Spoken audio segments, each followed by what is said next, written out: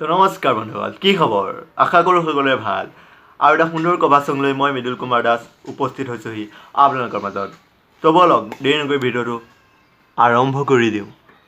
দেওবৰীয়া বজাৰলে মনি নব সদায় আহে, মোৰেনো লগৰবোৰে জোকাই নবুক ধেমালিতে। অ' নব কেনে আছে? ভনীজনী ভালেই চাগে, কথাটি নাপাহৰো ময়ো জানা সুধিবলে। ভনীয়েকৰ কথা সোধাত উঠি যায় নবৰ খং, ভাবে চাগে ভনীতকৈ মই কিহত হলো কম। দেওবৰীয়া বজাৰলে মনি নব সদায় আহে, মোৰেনো লগৰবোৰে জোকাই নবুক ধেমালিতে।